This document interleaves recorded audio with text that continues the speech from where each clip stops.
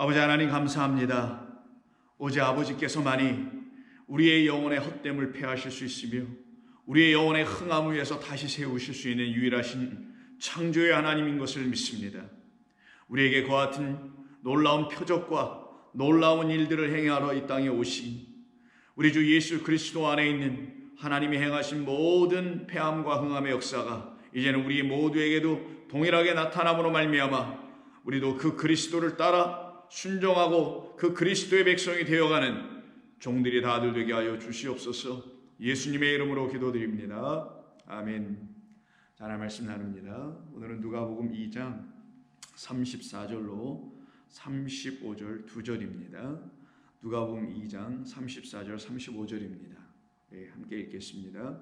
시몬이 그들에게 축복하고 그의 어머니 마리아에게 말하여 이르되 보라, 이는 이스라엘 중 많은 사람을 패하거나 흥하게 하며 비방을 받는 표적이 되기 위하여 세움을 받았고 또 칼이 내 마음을 찌르듯 하리니 이는 여러 사람의 마음의 생각을 드러내려 함이니라 하더라. 아멘. 계속해서 시몬은 아기 예수를 안고 오늘 본문의 말씀을 근거해서 보면은 그 어머니와 그 아버지인 마리아와 요셉에게 향하여 이야기하고 있는 것입니다. 특별히 33절 읽지 않았네요. 그의 부모가 그에 대한 말들을 놀랍게 여기더라 라는 말과 더불어 놀랍게 여기고 있는 그 부모들에게 다음과 같은 말씀을 시몬을 통해서 하나님께서 사실은 주신 것인데 그 내용이 34절과 35절입니다. 오늘은 우리가 34절의 내용을 좀 살펴보도록 하겠습니다. 시몬이 그 어머니에게 마리아에게 말하는 것이 34절인데요. 뭐라고 말씀하냐면 이렇게 얘기합니다. 이는 곧 이 아들은 이스라엘 중 많은 사람을 패하거나 흥하게 하는 사람이 될 것이다. 그래서 그로 인하여 그는 비방을 받는 표적이 되기 위하여 세움을 받았다라는 거예요. 여기에서 패하거나 흥하게 하며 비방을 받게 되는 것은 서로 하나로 묶여 있습니다. 무엇을 향하여 서로 공통 분모를 향하여 묶여 있느냐면은 표적이라는 말에 다 묶여 있는 거예요. 그럼 그리스도 예수는 표적이시라는 것이죠. 그리스도 예수님은 우리 가운데 오신 하나님의 표적이라는 거예요.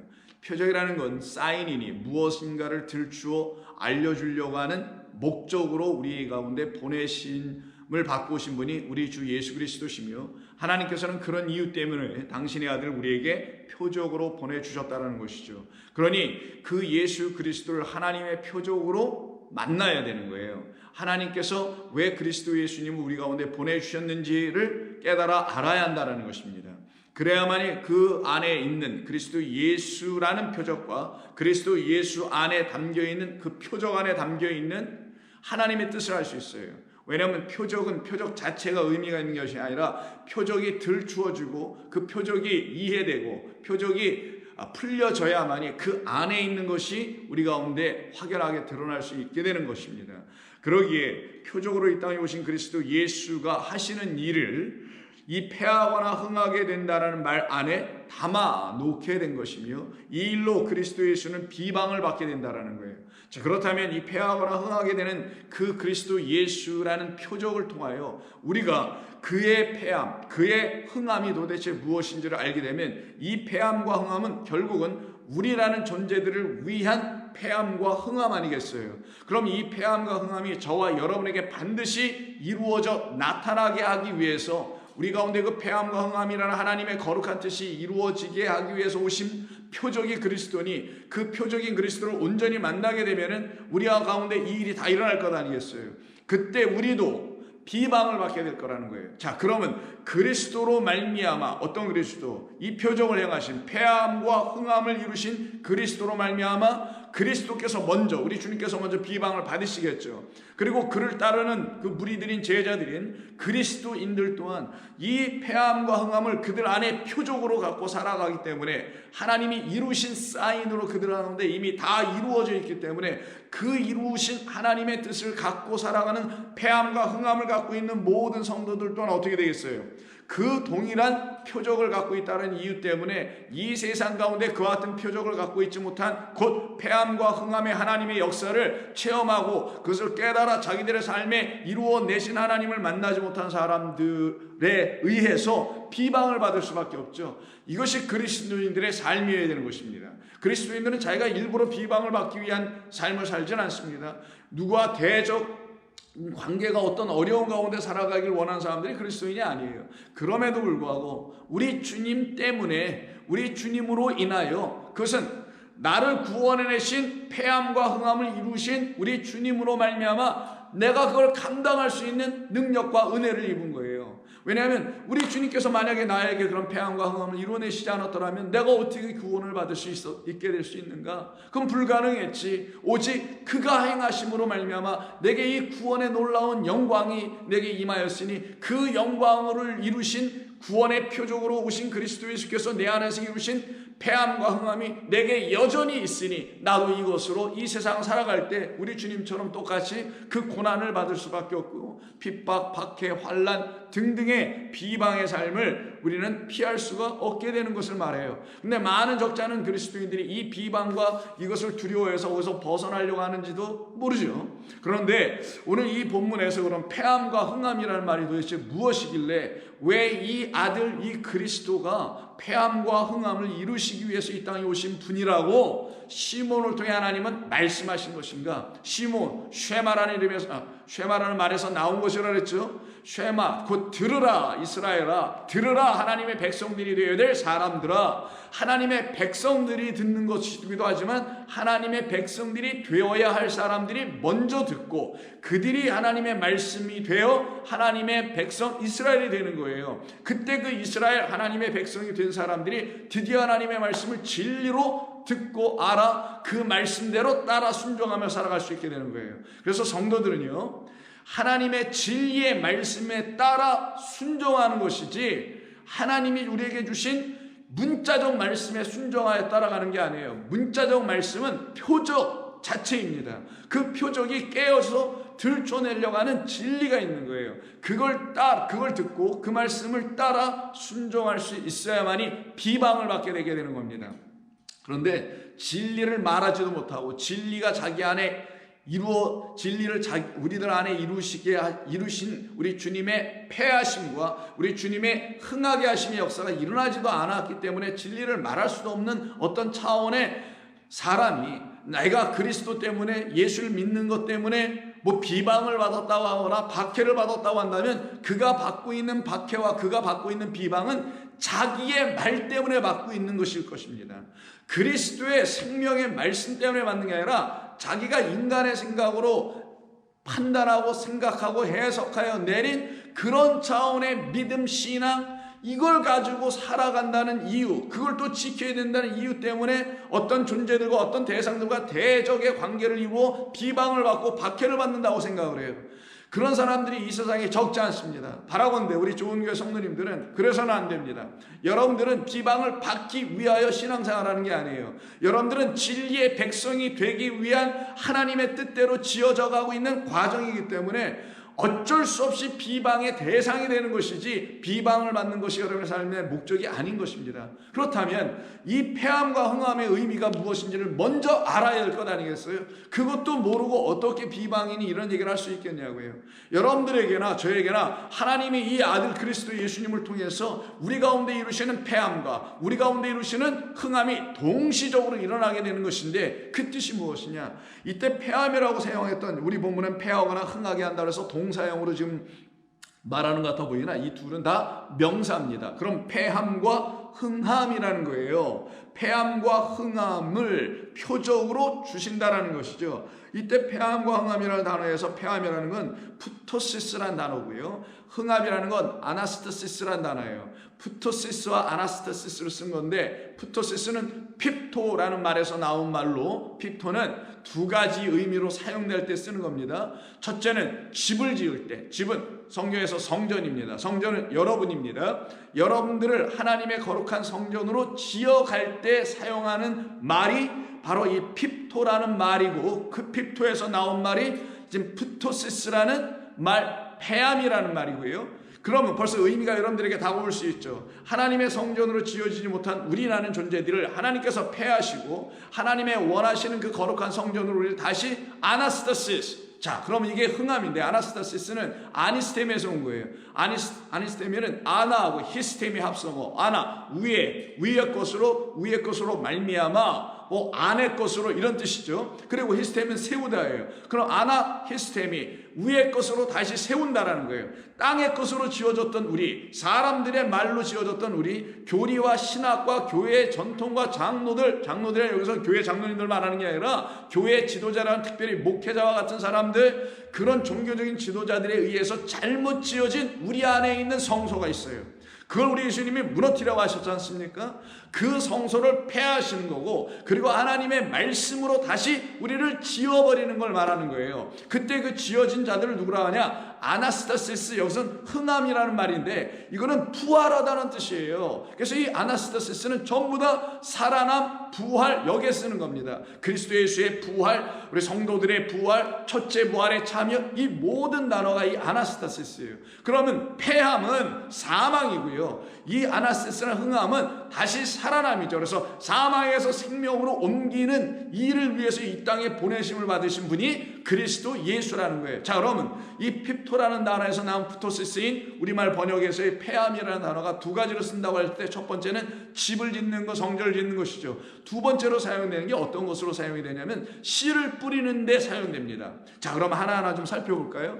예수님께서 이 땅에 오셔서 하나님의 말씀, 율법을 온전하게 갖고 있지 못해 생명으로 진리로 갖고 있지 못한 이스라엘 백성들에게 다시 그 하나님의 말씀 율법을 풀어 설명하여 가르쳐 주신 것을 마태복음에서는 산상순이라는 5장부터 7장에 있는 말씀으로 압축하여 우리에게 가르쳐 주셨습니다. 그때 산상순의 말씀을 다 말씀하시고 난 다음에 이 말씀을 가진 자들은 집으로 지어진다. 어떤 집?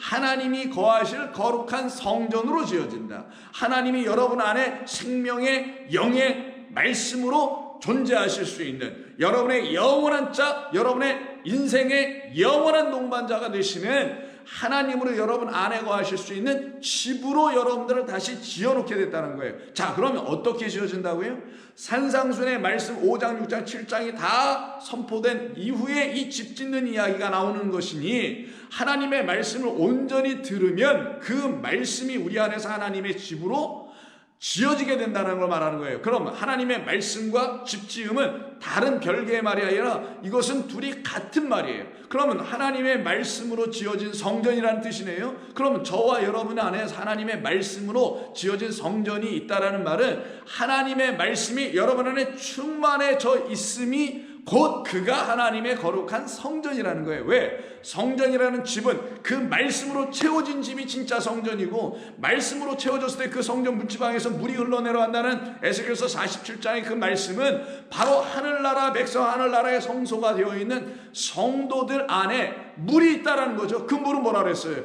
물이 생수의 강처럼 흘러 넘친다는 요한복음 7장에 있는 말씀 그대로 그 물은 성령이에요. 성령은 진리의 영이에요. 진리의 영은 하나님의 말씀을 진리로 갖게 해주는 겁니다. 진리로 갖게 한다는 건 예수님의 말씀을 온전한 생명의 말씀, 알아듣게 된 말씀, 율법이 풀려진 말씀으로 다시 갖게 된 걸 말하는 거예요. 그렇다면 그 말씀을 여러분들이 안으로 갖고 있으면 충만하여 흘러 넘치게 되겠죠. 이게 남은 12광줄이 남은 7광주리로 페리스 수요가 되는 겁니다. 그것이 여러분 뭐라고 하는지 기억나시겠죠? 차원이 다른 하나님의 말씀으로 갖게 됐다라는 걸 말하는 거예요.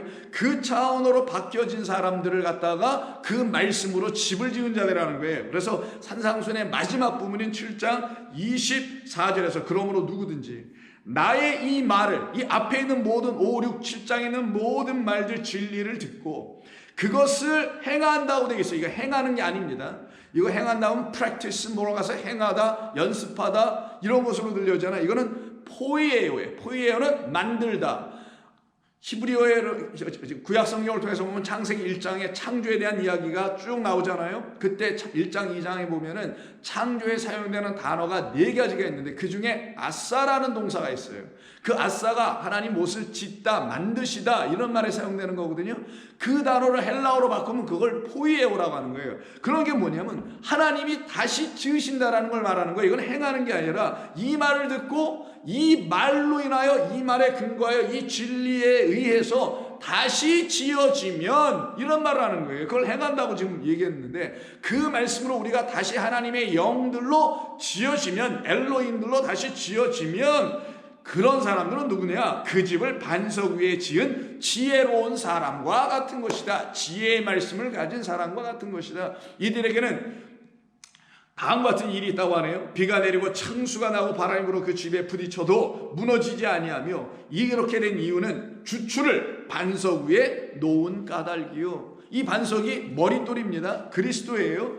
나의 이 말을 듣고 그러나 행하지가 아니고 포이에요. 여러분 그거 지우시고 다시 지음이라고 했어요. 창조하다, 세우다, 만들다예요. 이 말을 듣고 나를 다시 만들게 되면 누구로? 어떤 존재로? 하나님의 말씀이 충만하여 흘러넘치는 성령의 그 말씀을 들을 수 있는 사람으로 우리가 다시 포이에요. 아싸 만들어지면 근데 여기 만들어지지 아니하는 자는이라고 했으니까 이제 이게 안 되는 사람이죠. 말을 듣고도 진리의 말씀을 들었는데 진리의 말씀은 버리고 율법의 말씀, 문자의 말씀을 여전히 취하고 여기서 율법의 말씀이라는 건 사람들이 진리를 알아듣지 못한 상태에서 내뱉어가지고 가르쳐진 모든 말씀을 말하는 겁니다. 이 말을 듣고 행할 수 없다라는 이 말씀을 듣고도 그것으로 지어지지 않는다는 것은 진리를 거부했다라는 거 말하는 거예요. 그들은 그 집을 마치 모래에 의해 지은 어리석은 사람과 같으리라. 비가 내리고 창수가 나고 바람이 불어 그 집에 부딪힘에 무너져 그 무너짐이 심하도다 라고 하네요. 그때 무너짐이라는 단어가 나와요. 이 무너짐이라는 단어가 오늘 본문에서 사용되고 있는 프토시스예요. 딱 이 두 군데만 씁니다. 이 명사형으로는. 근데 이 무너짐이라는 게 피토라 했죠. fall, 떨어지다, 무너지다, 멸망하다 뭐 여러 가지 의미로 쓰일 수 있는 단어예요. 그래서 이 무너짐이 심하더다라고 지금 표현되어 있죠. 무너짐이. 자, 그럼 이게 무슨 말이겠어요? 예수님께서 두 집을 동시에 말씀하신 걸까요? 한 집, 그 앞에 있는 무너지지 않는 집만 말씀하셔도 되는데 왜 무너지는 그 집까지 모래 위에 세운 집, 예수님의 말씀을 듣고 그 말씀대로 지어지지 않은 자들에 대한 얘기를 왜 하신 걸까요? 그거는 바로 우리 모두에 대한 이야기이기 때문에 그러는 거예요. 우리 모두가, 이 세상에 있는 모두가, 유대인들만이 아닙니다. 모두가 하나님이 지으신 이 모든 걸 가지고 하나님의 뜻대로 다시 지어지지 않고 이 첫째 하늘과 첫째 땅에 지어진 이 상태에서 묶이고 여기에서 그냥 안주해버리고 이걸 가지고 잘 살아보니 이걸 가지고 뭐 선한 일을 해보니 이 차원에만 갇혀있게 된 사람들을 첫째 하늘과 첫째 땅만 바라보는 거예요. 그들은 본향이라는 새하늘과 새 땅을 향하여 갈 수 없는 사람들. 왜? 그 새하늘과 새 땅이 그들에게 열리지도 않아. 본향이 뭔지도 몰라. 그냥 본향이라 무슨 천국이라는 줄 알고 그 천국을 상상이나 하고 천국을 그려놓기나 하고 천국을 갑시다. 천국에 들어가야 합니다. 그래서 천국 장사하는 사람들만 된단 말이에요. 이거 장사치들이 되는 거예요. 요한계시록에 나오는 그 상인들과 똑같이 멸망당해야 될 상이 그게 아니란 말이에요. 그래서 이렇게 잘못 지어진 사람들, 하나님의 말씀이 아닌 것들로 잘못된 존재들로 지어진 그 사람들을 집으로 비유한 것이며 그 집은 하나님이 거하실 처소로서의 집이기 때문에 하나님이 거하시지 않은 상태의 사람들이라는 거예요. 그게 우리 인류의 모두였다라는 걸 말하는 겁니다.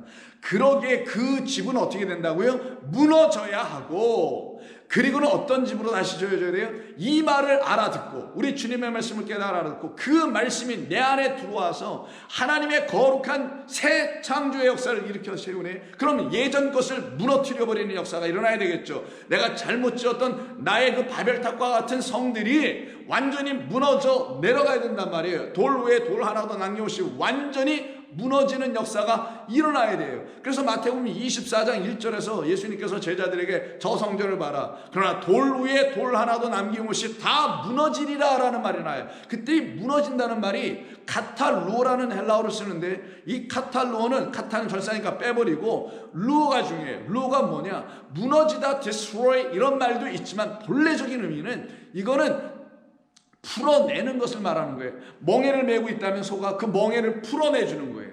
어떤 것에 꽁꽁 묶여 있어. 여러분 강아지들 끌고 다닐 때 여기다 컬러에다 목줄에다 이렇게 줄을 끌고 다니죠. 아니면 하니스 해가지고서 뒤에다가 가슴까지 해가지고 이렇게 끌고 묶고 다니잖아요. 그걸 갖다가 풀어내는 걸 루라고 하는 거예요. 그럼 거짓된 멍에, 철멍에, 나무멍에, 예레미야에서 말씀하고 있는 것처럼 그런 멍에를 지게 하고 있는 거짓 선지자들, 제사장들 등등의 종교적 지도자들에 의해서 무거운 짐만 날마다 지고 있는, 마치 애굽 땅에서 종로를 타고 바로 밑에서 국고성이나 짓고 있는 그런 상태에 있어서 하나님의 거룩한 성은 짓지 못하고 땅의 성만 지고 있었던 그들을 풀어내어 3일길 걸어가 홍해 넘어 광야라는 말씀 있는 하나님의 세상으로 끌고 나가시는 것이 하나님의 뜻이죠. 그걸 갖다 뭐라고 그걸 무너뜨리리라 라고 말씀하시는 거예요. 그럼 예수님이 이 땅에 오셔서 진짜 무너뜨리면 성전 무너뜨림인가요? 그 카탈로가 성전을 무너뜨리겠다는 말인가요? 아니잖아요. 루어는 풀어내다예요.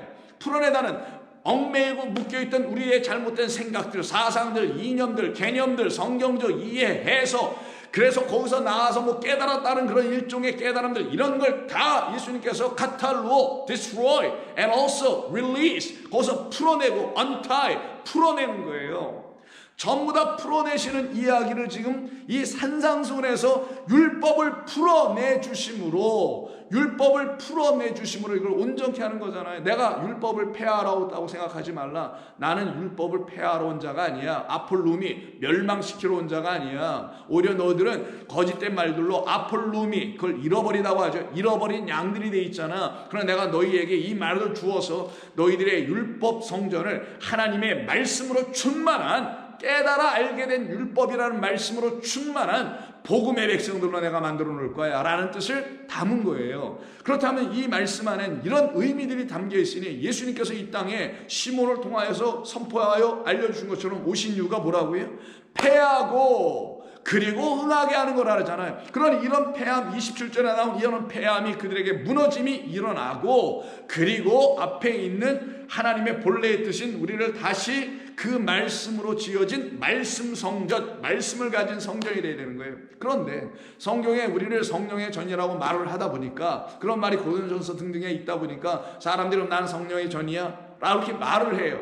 그러면 그렇게 말할 수 있는 사람들은 어떤 사람들이 자기 자신을 그렇게 말할 수 있어야 되냐면, 자기 안에 뭐가 있을 때만이, 그렇죠, 그 사람 안에, 그 성도라는 한 영혼 안에 하나님의 진리의 말씀이 창궐할 때, 악한 더러운 전염병들이 창궐하는 거짓된 말이 내 안에 있고 칼과 기근으로 채워진 자가 더 이상 아니라 이제는 나에게 생명을 주는 하나님의 거룩한 말씀으로 충만하여져 있는 그들만이 바로 어떤 사람들이냐? 하나님의 거하실 거룩한 진짜 성전, 말씀으로 채워지고 물로 가득하여 입만 열면 하나님의 거룩한 말씀에, 의의 말씀에, 생명의 말씀에, 진리의 말씀이 흘러 터져 마치 강물을 이루어 많은 죽어가고 있는 사람들의 생명을 살려내는 에스겔서에 쓴 말씀처럼 똑같이 그렇게 지어져 가는 거예요. 자, 그러면 두 번째 뜻도 있다 그랬죠. 이 핍토시스라는 이 말, 폐암이라는 단어가 핍토라는 말에서 나왔는데, 이 말은 씨를 뿌리는 거에서 나온다 그랬었죠. 그럼 씨를 뿌리는 이야기는 대표적으로 씨 뿌리는 자의 비유인 마태복음 13장에 있을 것 아니겠어요? 3절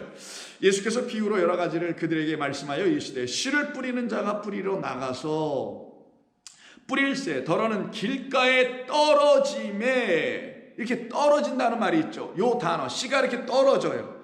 이 떨어진다는 말이 핍토예요. 이 핍토가 떨어져요. 그럼 하늘의 미랄이 땅에 떨어지는 목적은 죽고 많은 열매를 맺게 하는 거니, 하늘의 미랄로 오신 당신이라는 씨가 우리라는 땅 위에 떨어지게 될 때 반드시 그 땅이 우리가 그 예수를 죽을 수 있도록, 자기 안에서 죽어주실 수 있도록 그가 나라는 땅속 안으로 깊이 들어와야만이 죽으신단 말이에요.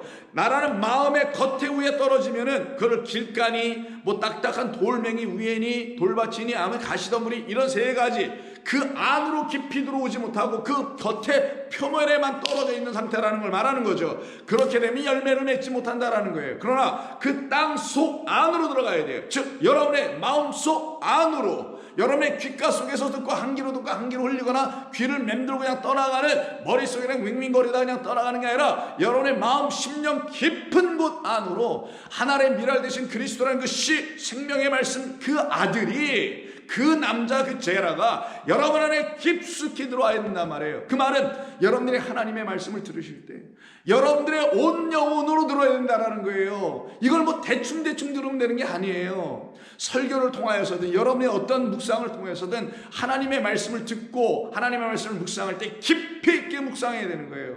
그냥 표면적으로 그냥 한 말씀 읽고 지나가는 이런 차원이 돼서는 안 돼. 단 한 말씀이라도 깊이 있게 여러분들이 여러분 안으로 들어올 수 있도록 마음의 문을 열어주시옵소서라고 기도하고, 성령이 나의 안에 깊이 그 씨앗인 생명의 말씀인 그리스도를 내 안에 심어주옵소서라고 하는 걸, 그걸 갖다 떨어뜨린다, 핍토한다는 걸. 그럼 핍토는 떨어짐이죠. 떨어짐은 뭐예요?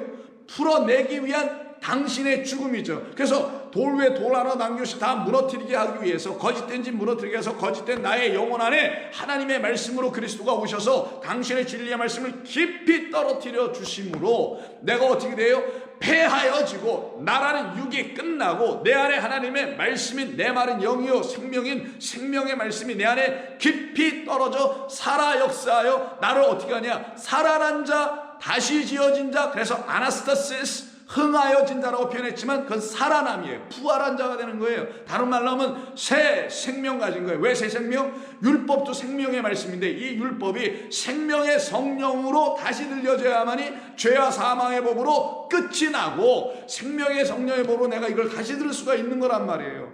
그렇게 되게 되는 이야기입니다. 그래서 4절에서도 떨어진다, 5절에서도 돌밭에 떨어진다, 그리고 7절에서 가시떨기 위에 떨어진다. 이 전부 다 떨어지는 얘기가 세 번에 걸쳐 나오죠. 이 떨어지면은 전부 다 표면에 떨어졌기 때문에 그들의 심령 깊은 곳에, 그들의 거짓된 집 안으로 떨어지지 않고 그 밖으로 떨어졌기 때문에 여기서 역사가 일어나지 않았던 거예요. 그러나 네 번째인 덜어는 좋은 땅에 떨어짐이, 이건 다 비유죠. 덜어는이 아니라 씨는 하나, 그리스도만이 씨다. 그래서 씨라는 단어는 전부 다 죄라는 단수만 썼잖아요.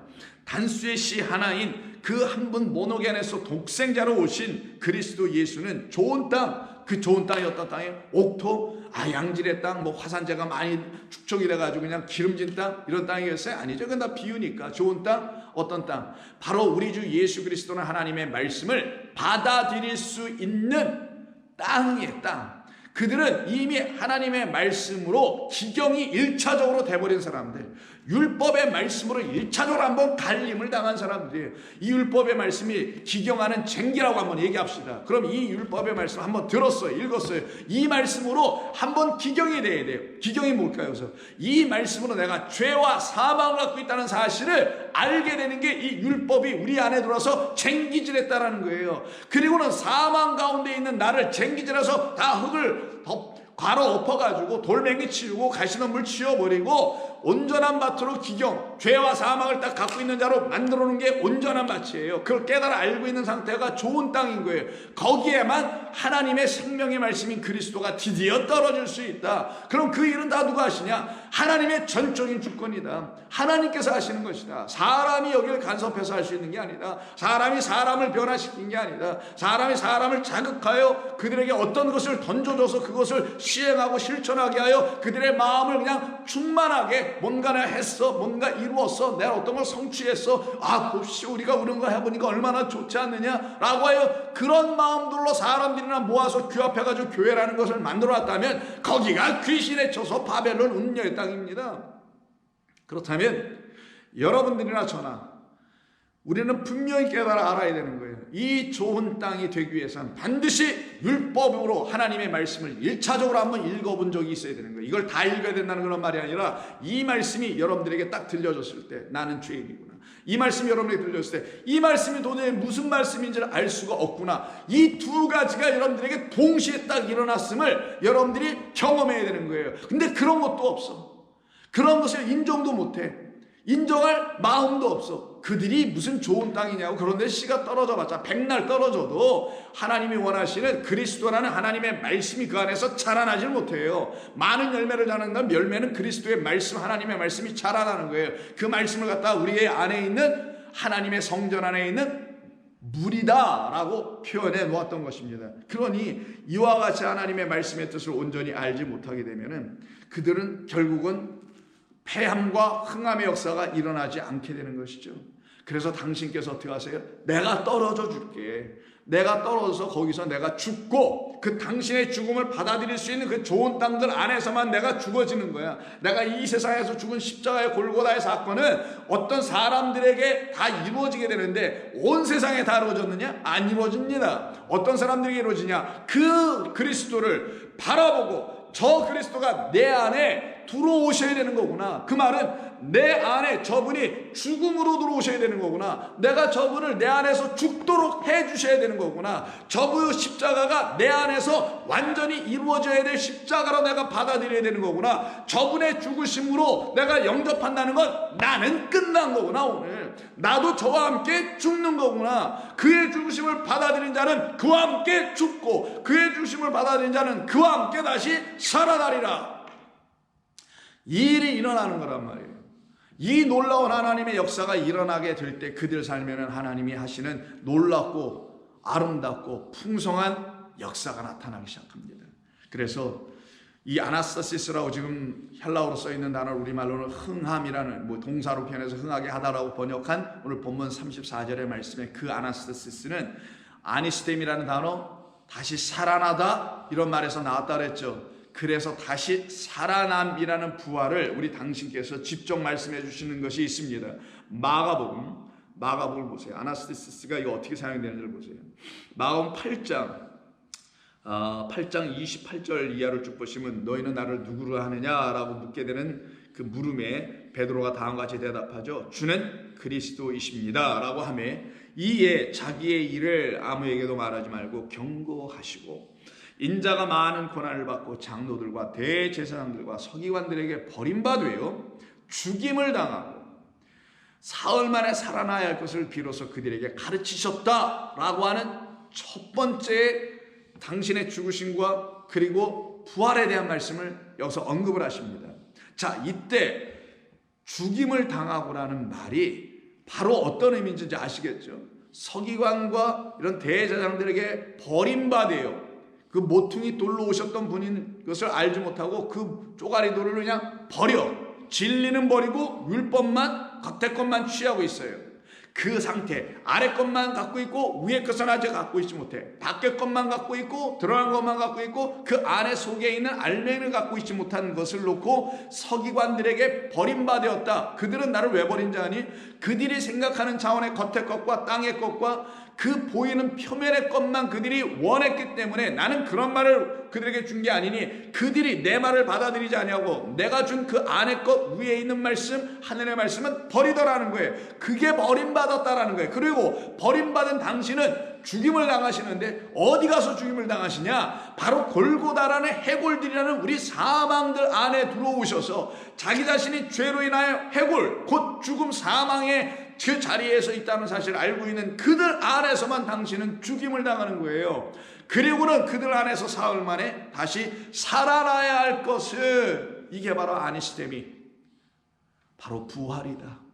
오늘 이것을 흥하게 한다라는 말로 번역한 거예요. 그러면 하나님의 말씀을 인하여 폐암의 역사가 일어나지 않으면 결단코 흥함의 역사라는 이 일이 일어나지 않아요. 그래서 세례요한도 물론 같은 단어로 사용하지 않았지만 요한복음 3장 30절에서 뭐라 합니까? 그는 흥하여야 되겠고 아낙사오라 했죠. 그는 내 안에서 자라나야 된다는 거예요. 똑같은 개념입니다. 그가 내 안에 하나님의 미래에서 떨어지면 그는 내 안에서 자라나야겠고 무엇으로? 나를 살려낼 생명의 부활로 내 안에서 자라나서 아나스티스 나를 흥하게 해야 될 것이며 그로 말미암아 나는 망하리라. 나는 아무것도 아닌 존재로 나는 떠나가 버리는 그 육은 폐하여 버리는 자가 되는 것과 다 같은 말씀입니다. 이 말씀을 9장에서도 하시고요. 계속해서 반복하여 여러 번에 걸쳐서 말씀하신 이 말을 놓고 패하고 흥한다고 하는 거예요. 그래서 이 패하고 흥함의 역사가 저와 여러분들에게 반드시 일어나야만이 패하게 하시는 하나님의 말씀과 그 말씀이 다시 우리를 흥하게 하는 그리스도의 생명의 말씀으로 여러분 안에 충만할 때 그때 여러분 안을 그 반석 위에 세운 주춧돌을 그 반석 위에 세운 집과 같다. 그 집은 하나님의 말씀으로 충만한지. 왜? 하나님의 말씀은 곧 씨요 씨 뿌린 자 비유는 하나님의 말씀인 것이니 그 말씀이 우리 가운데 떨어져서 그 말씀으로 풍성하여지는 충만하여지는 하늘나라 곳간에 들여진 하나님의 거룩한 구원의 백성 추수받은 백성 하나님의 영광 가운데 들어간 백성이라는 거예요. 이들이 어떻게 된다고요? 전부 다 비방을 받게 된다는 거예요. 그럼 1차적으로 먼저 최초로 비방을 받으신 분은 그리스도 예수님이셨을 거고, 당연하고, 그로 인하여 이와 같은 패함과 이와 같은 그 흥함이라는 이 떨어지고 그리고 다시 자라나고 그리고 무너지고 다시 세워지는, 무너질 땐 거룩한 성전이 아닌 더러운 성전이 내 안에서 무너지는 것이고, 떨어진다는 건 하나님의 말씀이 내 안에 떨어짐으로 그 폐허덩 위에서 황무지 같은 황폐한 곳에서 하나님의 거룩한 성이 다시 세워지게 되는 역사가 일어나게 되는 거예요. 그 일을 이루신 그리스도라는 표적을 여러분이 안으로, 어떤 분으로 그 죽음을 생명으로 짊어진 표적으로 그분을 만나게 됐을 때 여러분 안에 똑같이 하나님의 거룩한 일인 패함과 흥함이 일어나게 되며, 그때 여러분들은 그 비방을 받으며 살아가는 것에 대해서 기뻐하며 주를 찬송하며 감사하며 오히려 눈물로 주 앞에 나아가게 되죠. 하나님, 나 같은 자를 어떻게 이렇게 삼으셨어요? 나에게 이런 은혜와 광영을 있게 하시다니요. 너무나 감사합니다. 제가 이런 은혜를 누릴 자격이나 있을까요? 그럼 너는 누릴 자격 있지. 내가 나를 이제는 하나님으로 내가 만났지 않느냐, 내가 이제 나를 영원한 아버지로 만났지 않느냐, 내가 이제 나를 영원한 너의 주 그리스도이십니다 라고 네가 시인하고 고백하고 있지 않느냐. 그러니 너는 자격이 있다. 그러니 너에게는 합당하다. 그러니 너에게는 하나님의 영광의 일이 나타날 수밖에 없지. 그것이 바로 성도들에게 있어야 할 흥함과 그리고 패함과 흥함의 역사인 것입니다. 여러분들에게 지금 이와 같은 일이 일어나고 있는 것을 여러분은 아셔야 되고, 일어나고 있지 않다면 이 말씀을 듣고 내게 있는 거짓된 성전이 무엇인지, 거짓된 말들이 무엇인지를 다시 들여다보고 그것을 폐하러 오시고, 그것을 폐하니 곧 완전케 하려 오신 율법의 완성자 그리스도라는 사실을 알게 되실 때 여러분들은 주님 안에서 참되고 복된 삶을 누리게 될 줄로 믿습니다. 다음 시간에는 이 비방에 대한 이야기를 같이 한번 나누도록 합니다. 기도합니다. 하나님, 감사합니다. 오늘도 주의 은혜가 있어서 저희들에게 찾아오셔서 하늘의 거룩하고 신령한 말씀을 주시니 우리에게는 참으로 복된 귀를 가진 자들이요, 하나님의 참된 말씀을 거룩한 씨로 우리의 마음밭에 뿌려질 수 있는 하나님의 거룩한 땅들이 되게 하셨사오니 감사드립니다. 오늘도 우리 안에서 하나님께서 거룩한 일이신 바로 이 패함과 흥함을 이루시기 위해서 성령을 보내시고, 성령을 통하여 하나님의 말씀으로 패함과 흥함을 이루어내시는 아버지 하나님의 거룩하신 일에 함께 참여하는 자, 함께 그 말씀 안에 순종하는 자들 나들 되게 하여 주시어서 우리로 하여금 하나님의 거룩하시고 영광스러운 뜻들이 우리에게 벗어나는 것이 아니요 피하여 지나가는 것이 아니라 다 우리 안에서 이루어지며 우리를 통해서 나타나지는 하나님의 거룩한 말씀들의 종들이 되게 하여 주옵소서. 예수님의 이름으로 기도하옵나이다. 아멘.